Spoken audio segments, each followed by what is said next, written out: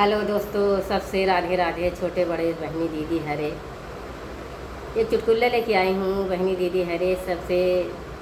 सब मिलती आई भैया, सबको कमेंट करा। अगर पसंद लगे तो भैया दीदी हरे बहनी हमें सुशीला लोकगीत। ए पहिनई का उमरिया राजा झूलनी गढ़ाई दा, पहिनई का उमरिया राजा झूलनी गढ़ाई दा, झूलनी गढ़ाई दा राजा बेंदिया लियाई दा, झूलनी गढ़ाई दा राजा बेनिया लियाई दा, पहिनई का उमरिया राजा चुनरी लियाई दा, चुनरी लियाई दा राजा लहंगा लियाई दा, पहिनई का उमरिया राजा लहंगा लियाई दा,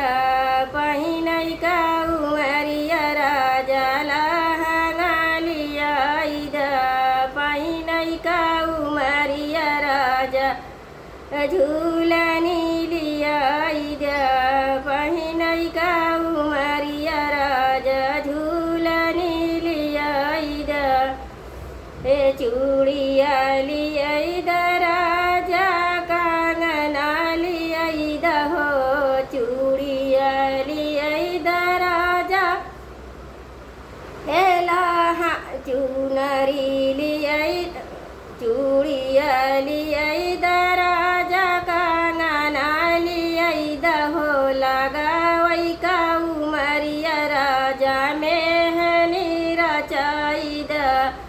लगावई का उमरिया राजा मेहनी लगाई दा, पहिनई का उमरिया राजा झूलनी गढ़ाई दा, पहिनई का उमरिया राजा झूलनी गढ़ाई दा, पाओ जानिया गढ़ाई दा राजा बिछुआ मंगाई दा,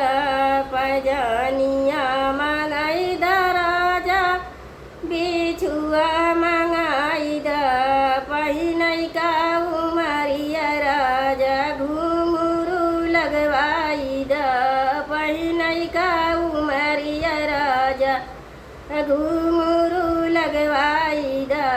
पहिनई का उमरिया राजा झूलनी गढ़ाई दा,